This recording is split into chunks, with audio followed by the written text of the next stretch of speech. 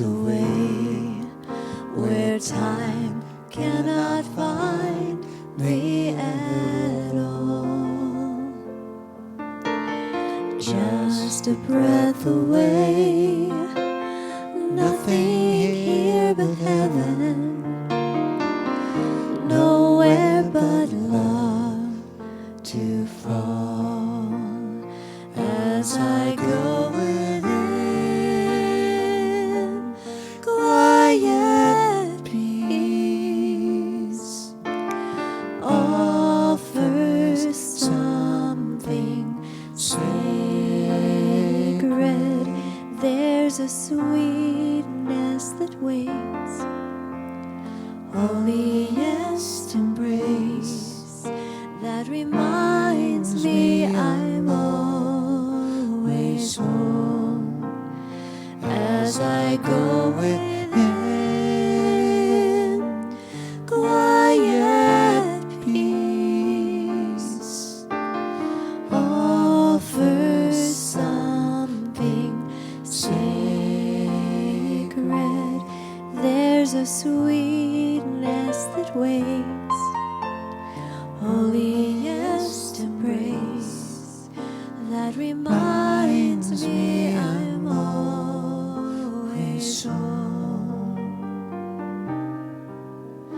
It's here that I am always home.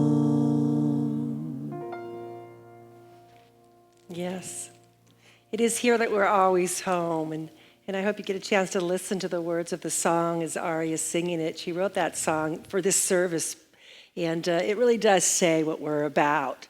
My name's Reverend Debbie McDonnell. I want to welcome you here this evening. We're going to change things up a little bit on Wednesday night. We've got a few new things that we are going to put forward and see how it unfolds. But mostly I want to welcome you here. I want to welcome you here tonight and let you know that we're very grateful that you're here. And that we've created this Wednesday night Going Within service for you to have a chance midweek to come and just connect, to surrender, to let go, to plug in, and to renew yourself for the rest of the week. So welcome. We're very glad that you're here. And I'm going to ask our beautiful practitioner, Jan Hartman, to come on up and do our prayer for us.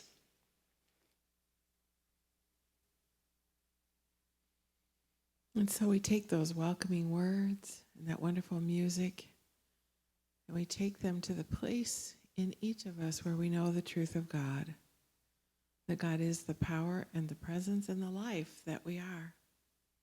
For there's only one life, one power, and one presence.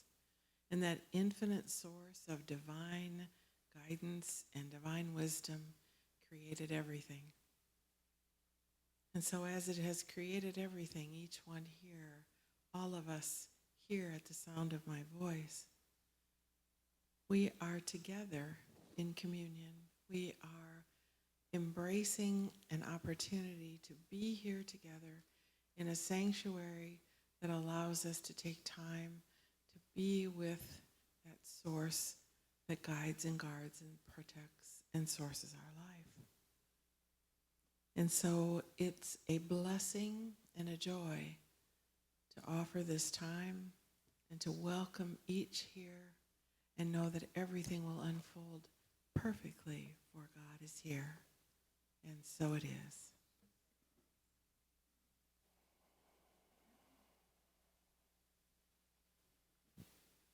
So this is the time of our service. I invite you to come forward and light a candle if you haven't had a chance to do that. And Aria is going to sing a chant and take us into meditation. And so we'll be in the silence for a little while. And so come forward, come forward. Please set your intention and know that this is a time of contemplation.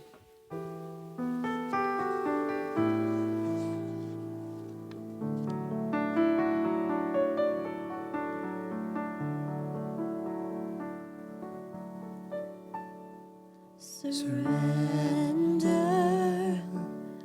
I surrender, and let the silence hold me. Surrender, I surrender.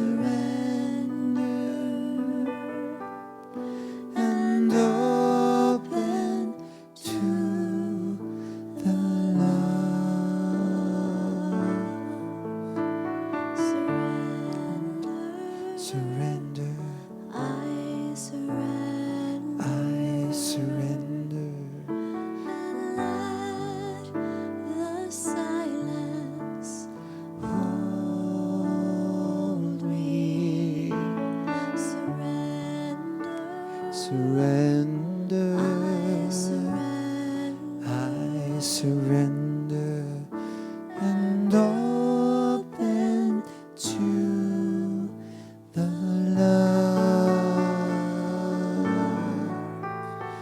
and open to the love.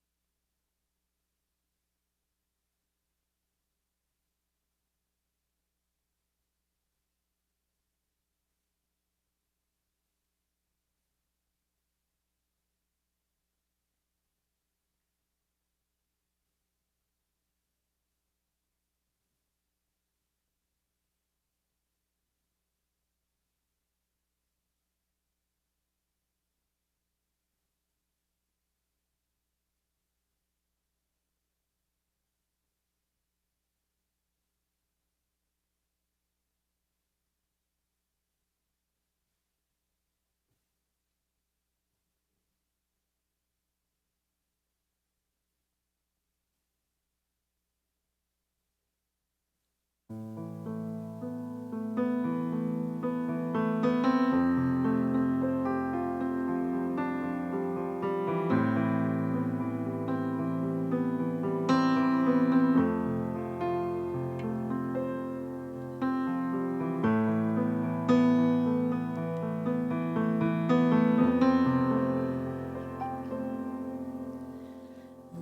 make me an instrument of your peace. Where there is hatred, let me sow love. Where there is injury, pardon. Where there is doubt, faith. Where there is despair, hope. Where there is darkness, light. Where there is sadness, joy.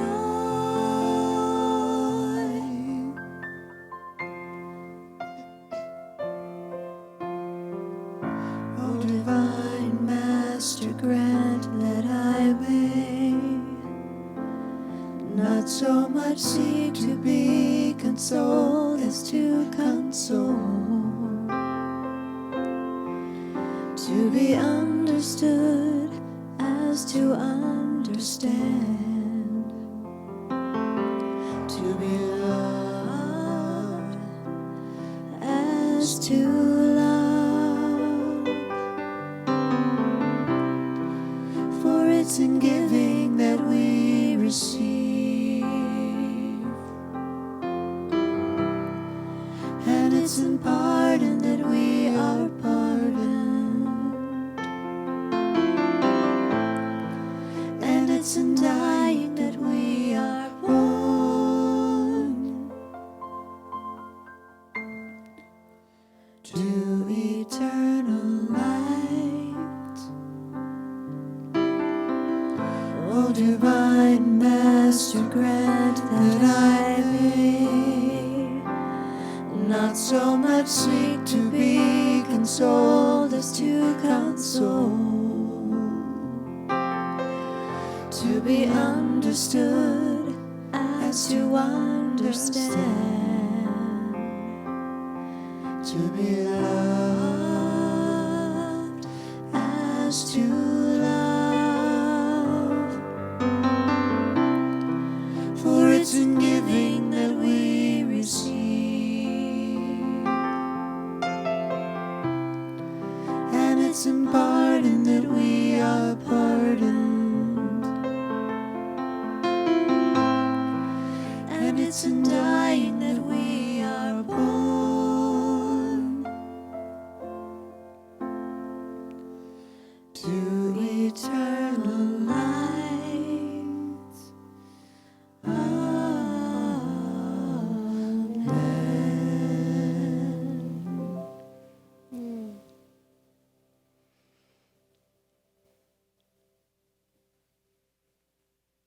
Thank you, Jim and Aria.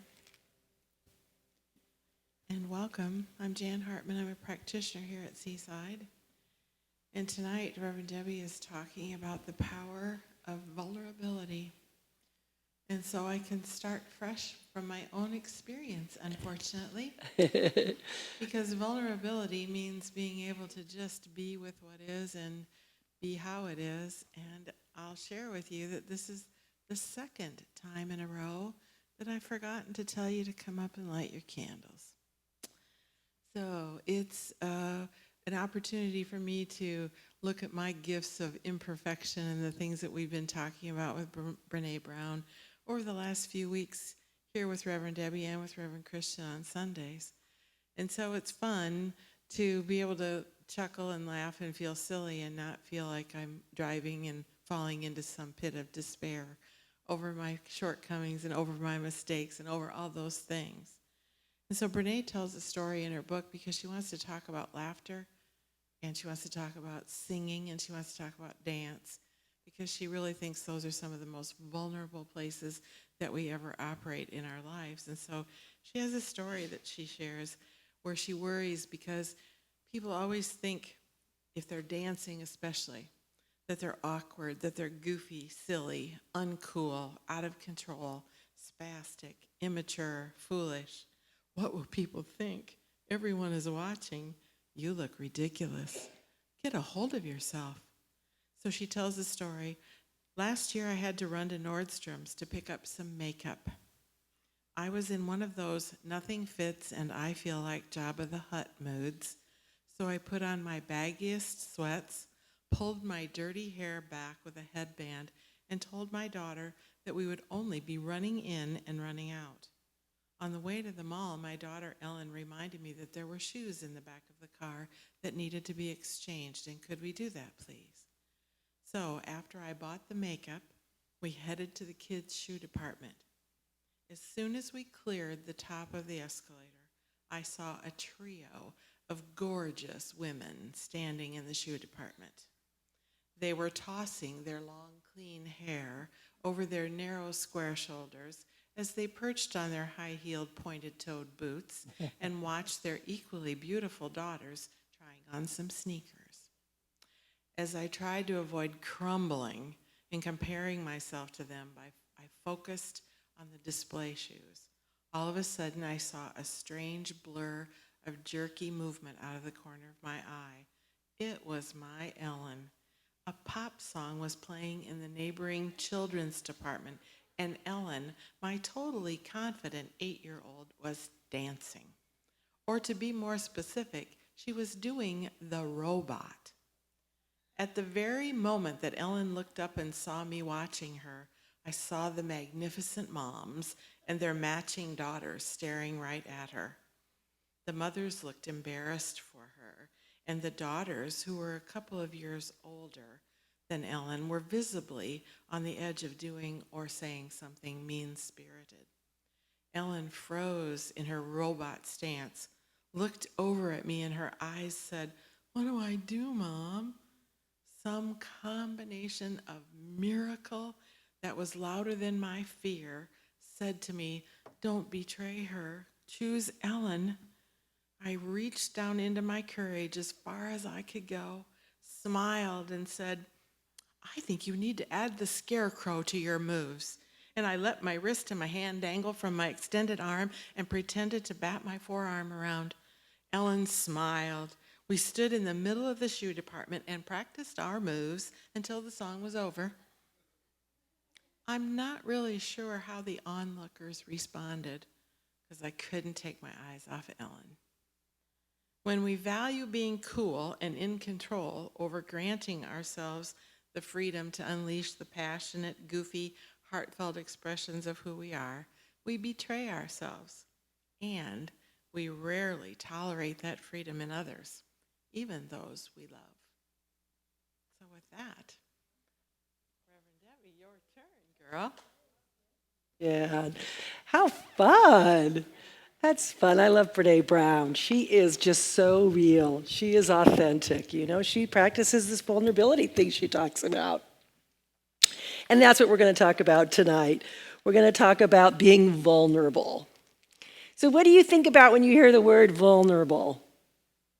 You know, I was shocked. I started working on this and I thought, well, I'm going to Google the definition of vulnerability. And you know, I was really surprised at what the definition is because it's not my experience of what vulnerability is. And I shared this with a friend last night and we had quite a discussion about if there is power in vulnerability and if in fact vulnerability is a good thing or a bad thing or who would want to be vulnerable or that's crazy to want to be vulnerable. You know, in the definition of vulnerability in the dictionary is, you want to go ahead, there it is. Melanie put it up for us. It is capable of being physically or emotionally wounded or hurt, open to temptation, persuasion, censure, liable or exposed to disease or disaster. If you're in the military, it's liable or exposed to attack. None of those sound very good, do they? The origin is from a Latin word that means to wound. And here's the synonyms. These are the parts that I really like. The synonyms are susceptible, helpless, unprotected, defenseless, exposed, weak, sensitive, tender, unguarded, thin-skinned, exposed, open, unprotected, defenseless, accessible, wide open, open to attack, and assailable. Yikes! Who would want to be vulnerable, right?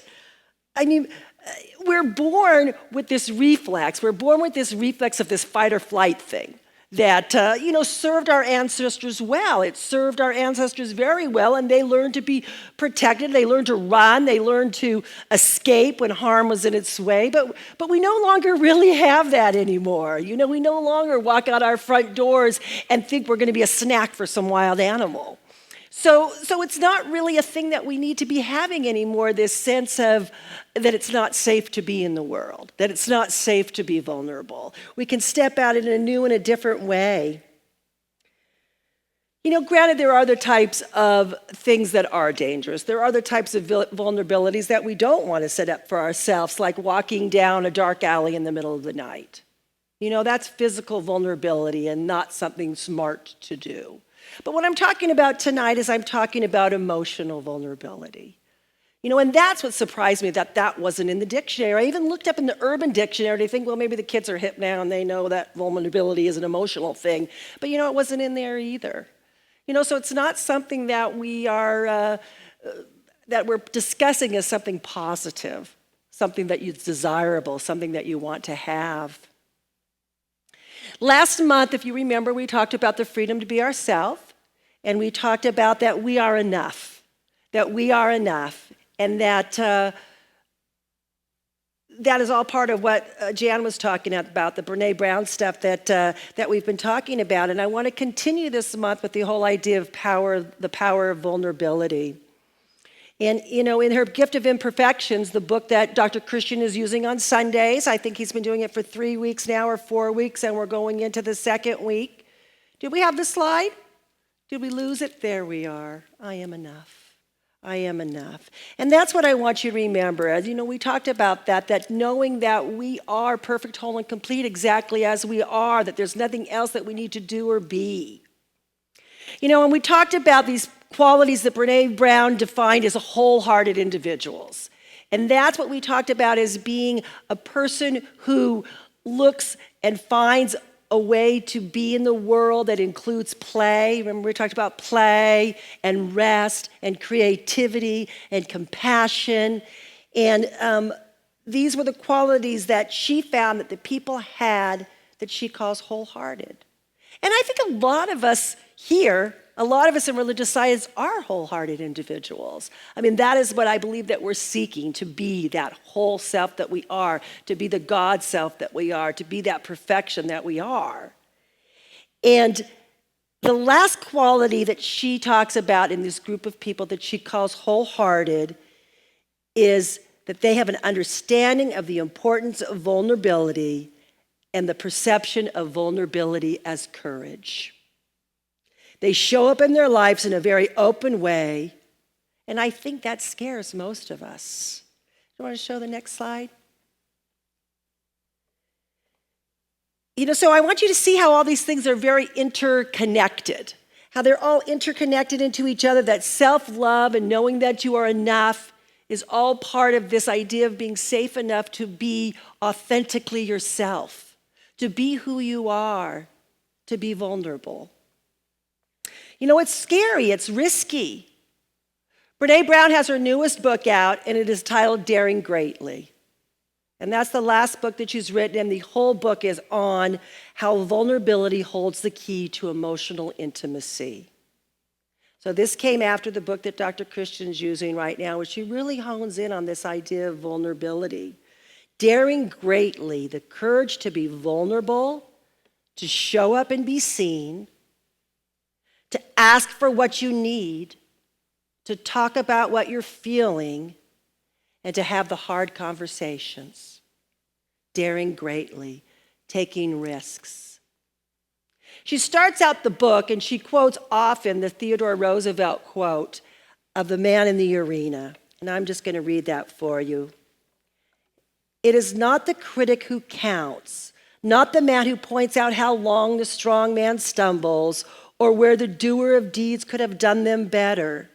The credit belongs to the man who is actually in the arena, whose face is marred by dust and sweat and blood, who strives valiantly, who errs and comes short again and again, because there is no effort without error and shortcomings. But who does actually strive to do the deed? Who knows the great enthusiasm, the great devotion, who spends himself in a worthy cause? Who at the very best knows in the end the triumph of high achievement, and who at the worst, if he fails, at least he fails while daring greatly. So that is his place shall never be with those cold and timid souls who know neither victory nor defeat. So I'm urging you to get in the arena. To step into life fully, to stop living in that place of protection. The place that Jan talked about, that is a great story. What a fabulous story. Dancing in Nordstrom's. When Jan was sharing that story, I thought of those are some things that are the hardest for me. Dancing in public, singing. Oh my gosh. Were any of you here at Candlelight when I had to be the partridge in the pear tree? That was one of the most horrifying experiences of my life. Singing up here on stage in front of you with a mic, I said tonight, Steve is being trained in our sound booth as one of our new sound guys. Thank you, Steve. And I said, the thing to remember is turn off my mic when I sing. My fear of singing in public is horrendous. So I understand that vulnerability. But the thing is if we are spending our time avoiding feeling vulnerable and trying to keep ourselves safe, we are missing out on the joy of living. We are missing out on the full experience of life. We're missing out on the passion. When we are spending all of our time being sure that nobody really knows us, we are not fully living. If we can open ourselves up to feel the bliss, to fall in love absolutely, completely, even we know that there's a risk behind it, even though we know that we might get hurt, to do it more than once, to pick ourselves up and to brush ourselves off and to know that there's a joy and a fullness in that complete disclosure and that complete openness. This is what Brene Brown says. I'm going to read just a tiny bit of what she said about that. When we lose our tolerance for vulnerability, we lose the courage to be joyful. Joy is a daring emotion. We are going to let ourselves stop in a moment that won't last forever, that can be taken away. She talks about this with her children, that moment when you look at your child asleep in their bed at night and your heart is just so full that you don't know where that love even came from. And yet you allow yourself to love anyway, instead of going to the catastrophe of what if, to just allow yourself to be in that moment of fully loving. But she says that what happens to us is that we feel almost like we're a schmuck, she says, if you let yourself feel too deeply because the bad stuff is going to happen. Don't let yourself fall too deeply because the bad stuff is going to happen. She says it comes back to the idea that it's easier to live disappointed than to feel disappointed.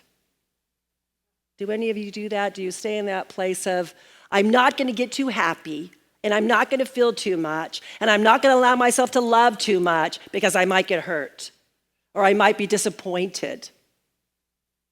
She tells the story of the other shoe dropping, that we wait for the other shoe to drop, and she got real interested in where the origin of that other shoe dropping came from. And she traced it back to early America when the time of the immigration of the early Irish settlers. And the tenement buildings were so thin, the walls, that literally they would lay in bed at night when they heard somebody above them take their shoe off, and they would wait for the other shoe to drop, and then they would know that person was getting into bed and it was going to be quiet. But we no longer live in those thin little tenement buildings. We no longer live in that place that we need to wait for the other shoe to drop. We can live in that place of absolute expectation of joy and happiness and wonder and greatness and risk it all. That's what she's talking about. Daring greatly, risk it all, step into life fully, step into that arena. To be really real is to be vulnerable. We cannot move through this experience and be authentic and be truthful and not be vulnerable. Now, there's a way to learn when and how. I'm not suggesting that we open ourselves up to everybody everywhere. Brene Brown calls that floodlighting. Do you know anybody like that just like downloads everything to you and you don't even know them? And then she says, what is the experience of when somebody shines a floodlight on you, right? You're like, whoa, too much information. We're not talking about that kind of vulnerability. We're not talking about that kind of authenticity. We're talking about that authenticity that comes from a trusted friend that that you've come to know that they're safe. They're a safe person to share with. It's a safe place to be authentic. But sometimes we have to be authentic, like in the story that Jan shared. When we know we're at risk. We know that we may be made fun of. We know that we may be judged. But when we're okay with ourselves, when we know that we are enough, we can do that. Because what you think of me doesn't matter. You don't have the power to destroy me. No, nobody has the power to destroy you. When you know and love yourself, you can stand tall in who you are and be your authentic self.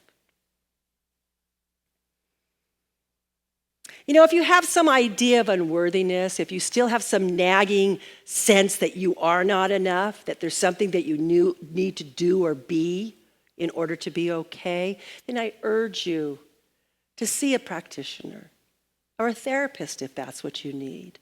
To get somebody to help you to work through those ideas that you're not enough so you can get to the other side of that. That's what religious science practitioners are trained to help you, to uncover any old beliefs that you may be holding that are keeping you from stepping into that place of your magnificence. So if you have that voice still of some teacher or parent that told you that perhaps you were not worthy, finish up with that. Finish up with that business and move on.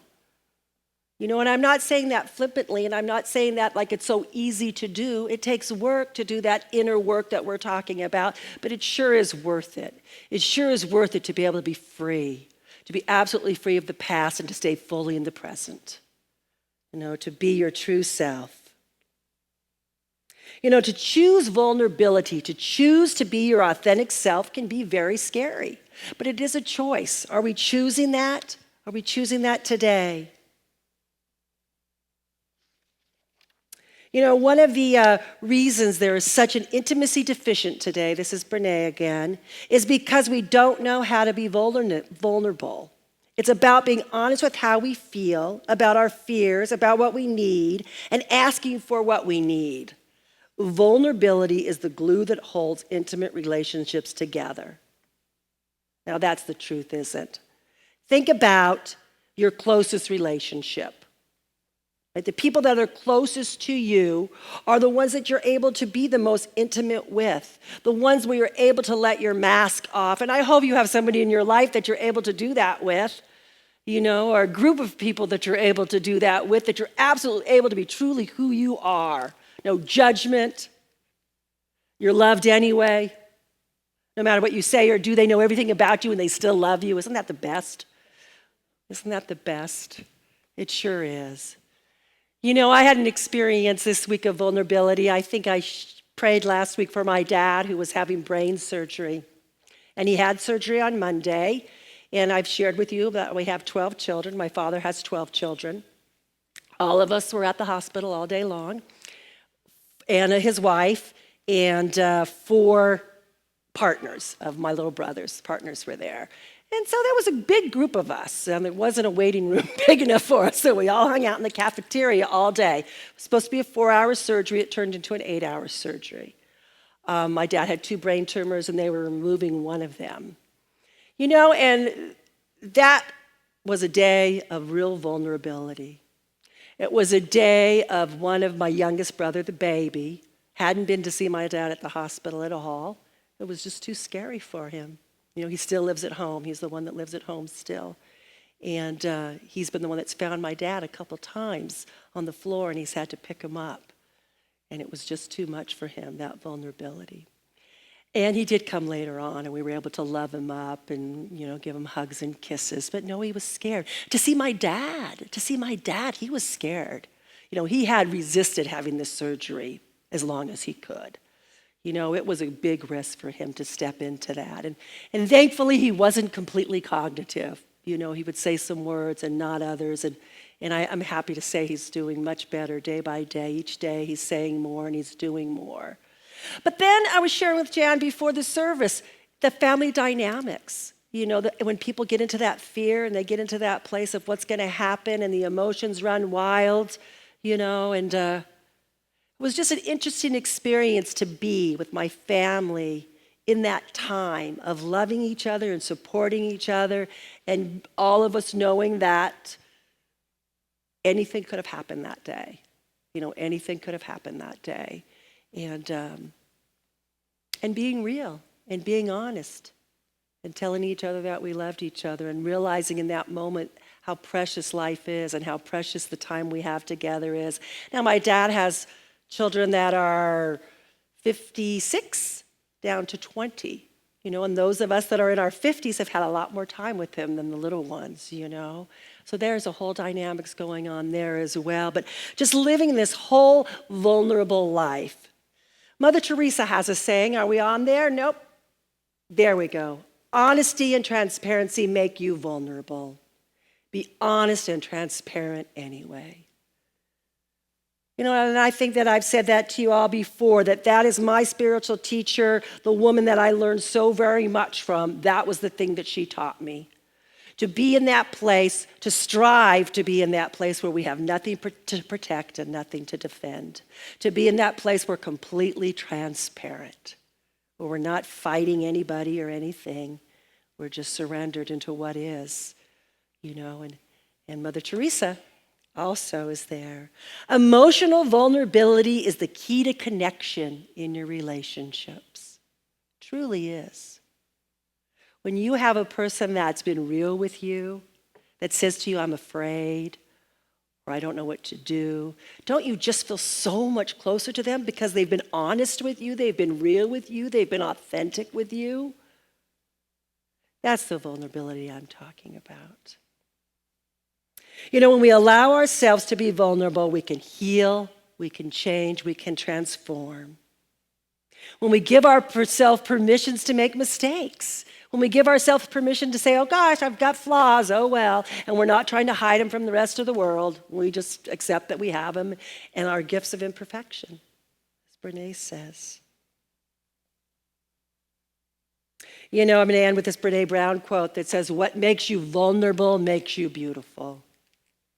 And I truly believe that. I truly believe that there is such beauty in vulnerability, that there is such power in vulnerability.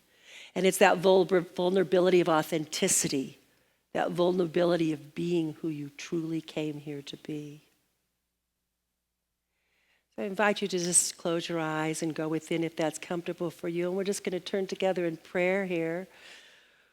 Oh, just knowing and feeling and sensing that one power and that one presence that is God, that is good, that is love, that is divine right action, that is absolute joy and absolute love. I know that I am one with this source. I know that I am one with this spirit. And just as I know this is true for me, I know it's true for each one here. I know that each one here is an absolute perfect expression of spirit, perfect, whole, and complete right here and right now, that each one is a magnificent individualized expression of the divine, that each one is unique and beautiful and magnificent. I know that each and every individual here is divine. And I know for each one that there's a healing, there's an expansion, there's a divine flow that's happening in and through and as each one's life. That as each one steps into this place of authenticity, that more and more gifts are opened up to them. That each and every individual is given everything that they need to support every aspect of their life, whether it be financial, whether it be friendship, whether it be connection, whether it be the very basics of food and shelter. I know that everyone has been given that by the divine. It is their divine birthright.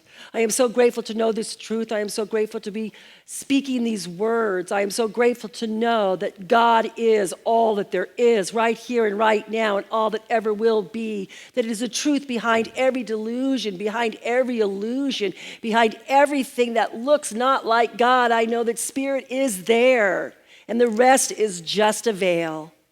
I am so grateful to know this. I am so grateful to speak these words as I just simply release these words into the divine nature of the law, knowing that in the mind of God it is already done. And so it is. Ready for a song? I'm willing to change my life, willing to shine a little light. I know that change may not come today, but it'll be worth the wait, 'cause I'm willing, so willing, going out on a limb today.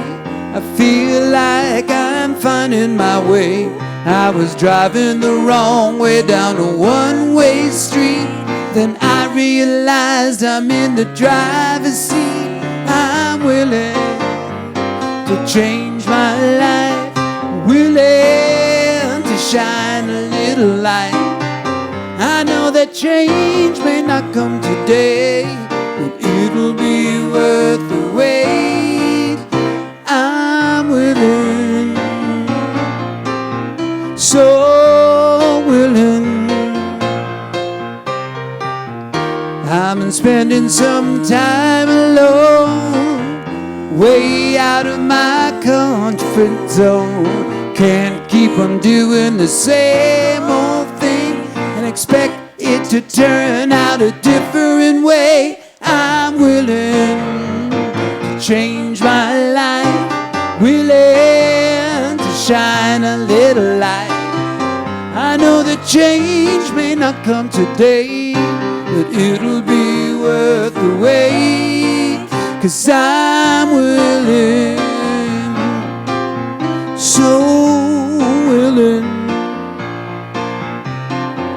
Time is my teacher. I gotta get these words right here. Life is my teacher. Time is my friend. I'm gonna follow my heart to the end. Ain't no stop sign on this road. The further I get, the lighter my load. I'm willing to change my life, willing to shine a little light. I know that change may not come today, but it'll be worth the wait, 'cause I'm willing, so willing. I'm willing, so willing. I'm willing, so willing. Thank you. Thank you, Howard. Thank you. Yeah, And yeah. I am willing to change my life. Yes. Well, it's the time of our service that we get a chance to practice the law of reciprocity, the time of our service for our offering. So I'm going to ask our ushers to come forward. Melissa, good to see you. And Dennis, thank you very much for being here tonight.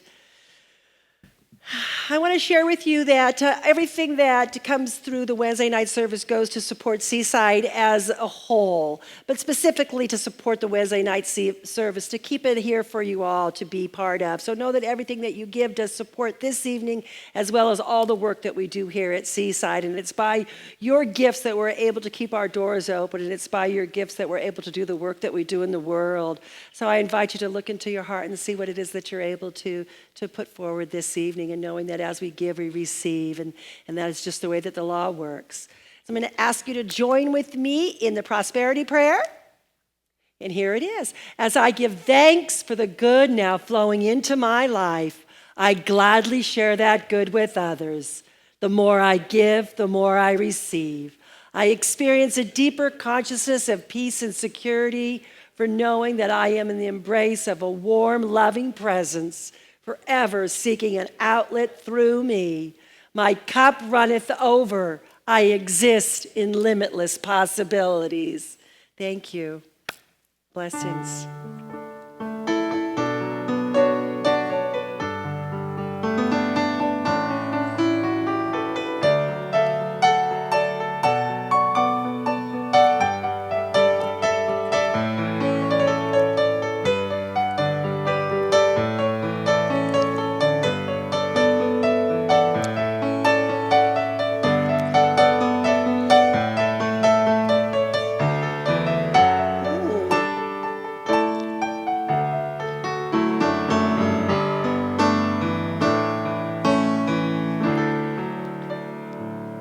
Thank you, sir.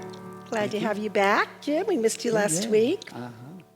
Good to have you there. I have a few announcements for you this evening, but before I get to the announcements, I'm going to do something that is going to make her feel very vulnerable, I'm sure.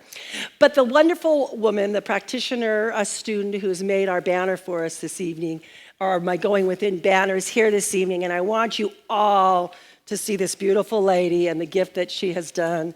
Each one of these things are sewed individually, little feathers, and it's just been such a gift to me and Reverend Lori. Barbara, would you stand? Miss Barbara Banks, she is our creator of this. Thank you so much. It means so much to have this here every Wednesday night. Thank you, sweetie. Thank you. God bless. And I want to thank everybody who makes Wednesday night service possible. Thank you all who come and help support it. We so appreciate it. Grab a friend, bring a friend.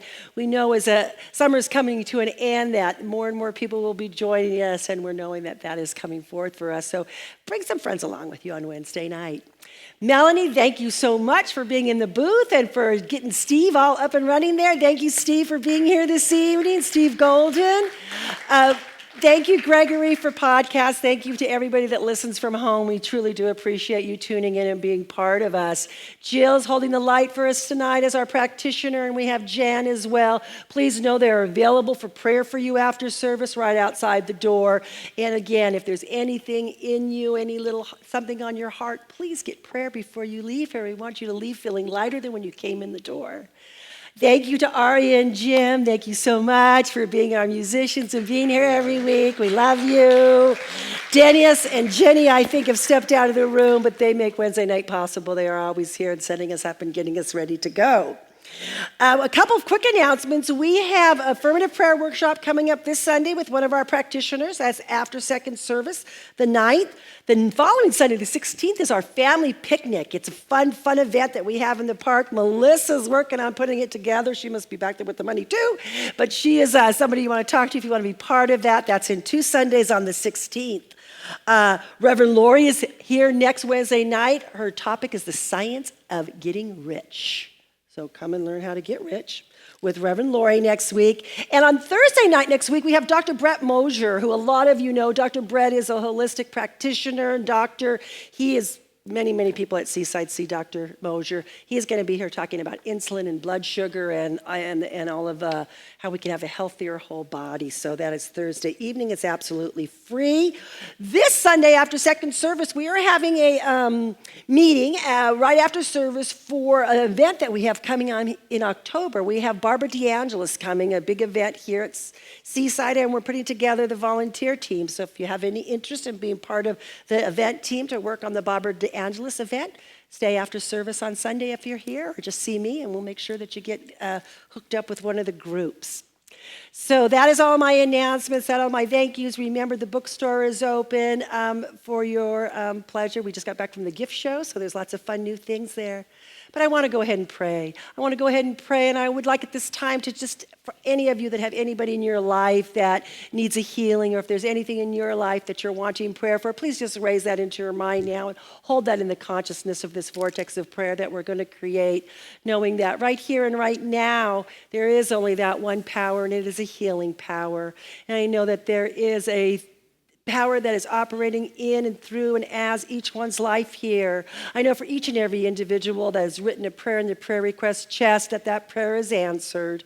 I know that each and every person that has put a prayer into the website, that prayer is answered. That anybody that has come through here for live prayer, that prayer has been answered. I know that there's nothing that Spirit says no to, that Spirit always says yes. Whatever it is that we put into the universe, that is what's created. I'm knowing for everybody that's going through any health challenge right now, that person is held in the light of God, in the hands of God, in the love of God. I know that for Rika and for Tammy and for Aria and anybody that's moving through anything that's moving through their body, that it just moves through with ease and with grace, and it is gone, and they stand in that place of absolute perfection and wholeness. I'm knowing for each and every family member or friend that's held in the mind of anybody here this evening, that person is held in the light, that person is guided and guarded and protected always, that each and every loved one is given all that they need in every moment. So with that sense of absolute knowing that I just release these words with the divine action of the law, knowing that it is already complete, and so it is. Now will you join me in our closing song? Sure. Good. I'm gonna Sweetie. Love is my decision. It's up to me to give of my heart. Love is my decision. No one else can tell me to start. And once I decide to change my mind, love will show me how. Love is my decision. My decision right here and now. Love is my decision. No up to me to dance down that road. Love is my decision. No one else can lighten my load. And once I decide to change my mind, God will show me how. Love is my decision. My decision right here and now. My decision right here and now. God bless you. Join us for refreshments in the family room.